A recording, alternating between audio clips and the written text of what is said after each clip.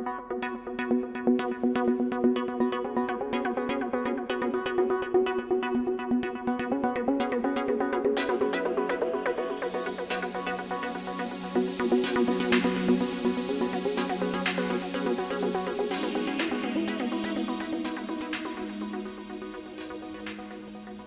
chào các bạn đã quay trở lại với kênh YouTube Ông Kính đọc truyện TV.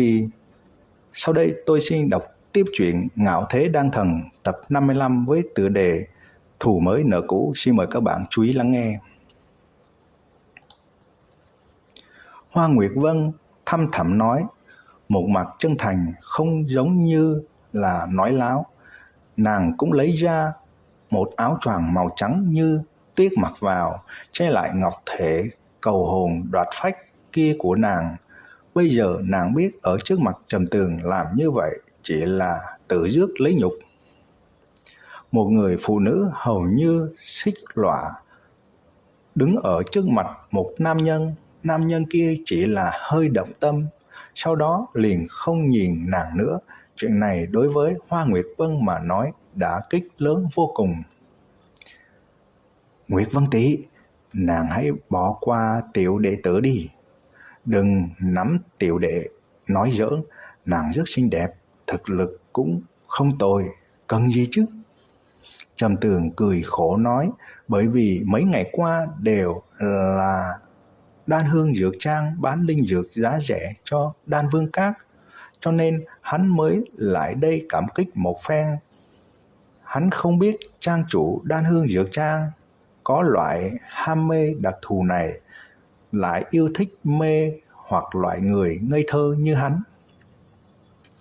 Hoa Nguyệt Vân hơi quẹt miệng, hừ nhẹ nói, Trầm công tử, nhân gia thật sự muốn làm nha hoàn của ngươi. Nhân gia sớm đã bị mị lực của ngươi hấp dẫn đến không thể tự kiềm chế được. Chó ma mị lực, Trầm Tường mới không tin tưởng cái đồ vật kia. Hắn biết mục đích của Hoa Nguyệt Vân này đơn giản chính là nhìn trúng thiên phú luyện đan của hắn, muốn đưa hắn đến Đan Hương Đạo Nguyên là môn phái lấy luyện đan làm chủ kia. Trầm Tường cười khan nói, Hoa trang chủ, ta có tiên tiên là hôn thê, tiêu chí nha hoàn như nàng quá cao, tiểu nha đầu kia sẽ ghen. Ta biết ngươi là xem thường ta. Hoa Nguyệt Vân tự giễu nở nụ cười nói, ngươi tìm đến ta có chuyện gì? Trầm Tường lấy ra một mẩu nhỏ địa ngục linh chi đưa cho Hoa Nguyệt Vân, chăm chú nói, Nguyệt Vân, đây là ta đáp tạ nàng cho ưu đãi Đan Vương Các, hy vọng sau này chúng ta còn có thể tiếp tục hợp tác. Nàng tốt nhất là bán giá cả linh dược cao một điểm cho dược gia. Hoa Nguyệt Vân không chút khách khí nhận lấy mẩu địa ngục linh chi kia, tuy chỉ có một chút nhưng cũng vô cùng chân quý. Nàng cười cợt nói, Trầm công tử thật là hào phóng, tiểu nữ tử nhất định sẽ chiếu Trầm công tử nói đi làm. Nếu như Đan Hương Dược Trang này thật là của ta, ta nhất định sẽ miễn phí giao lên dược cho ngươi. Trầm Tường cả kinh nhìn khuôn mặt mỹ lệ yêu nạo kia, trong lòng âm thầm cân nhắc có phải nên thu Hoa Nguyệt Vân này làm nha hoàn hay không. Bất quá hắn vẫn lo lắng nữ nhân này có những mục đích khác. Đan Vương Các ngày mai sẽ phải khai trương, tất cả đều là thúc tổ của ta đến chủ trì. Ta muốn chuẩn bị tham gia Vương Thành Võ Đạo Hội, đến thời điểm cần thiết sẽ tận dụng cơ hội đánh quảng cáo cho Đan Vương Các. Trầm Tường cười nói, không thành vấn đề, Nguyệt Vân nhất định sẽ đi làm. Lúc này Hoa Nguyệt Vân tựa như một nha hoàn, làm cho Trầm Tường có chút không chịu nổi. Hắn cùng Hoa Nguyệt Vân nói bậy vài câu liền vội vã rời đi. Nhìn Trầm Tường chạy trối chết, đôi mắt Hoa Nguyệt Vân lấp lóe, kiều thối nói, thật là một tiểu tử khó đối phó. Đòn sát thủ cuối cùng đối với hắn cũng vô dụng, càng như vậy ta lại càng phải chiếm được hắn. Trầm Tường trước sau như một đi tới ngoài thành tu luyện.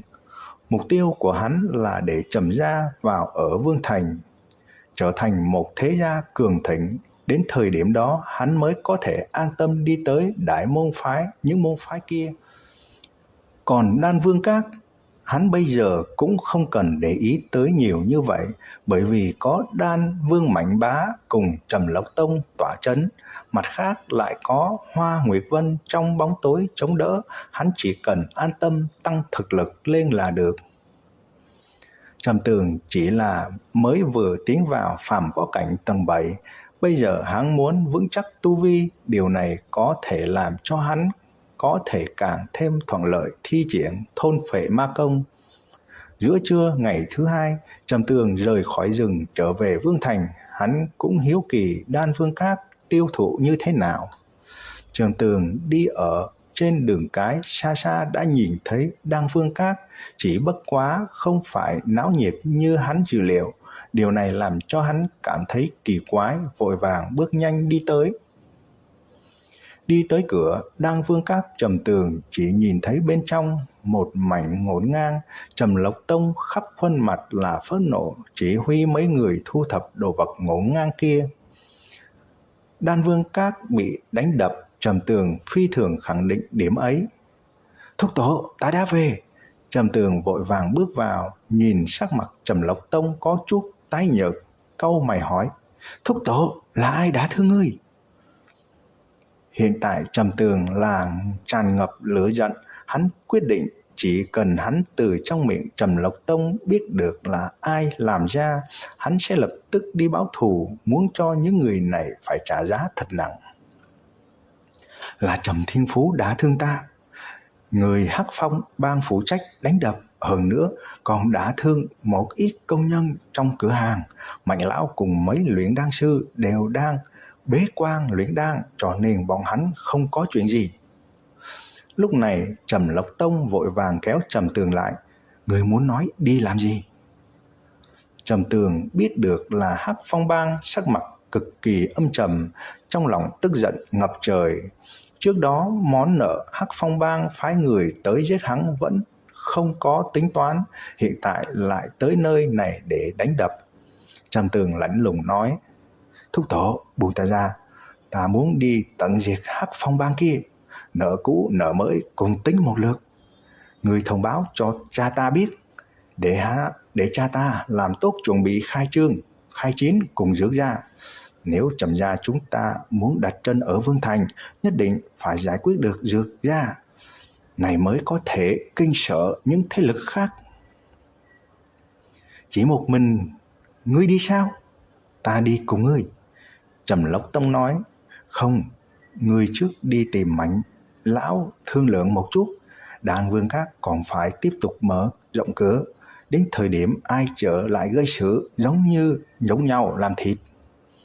Trầm Tường nói xong liền bước nhanh rời đi.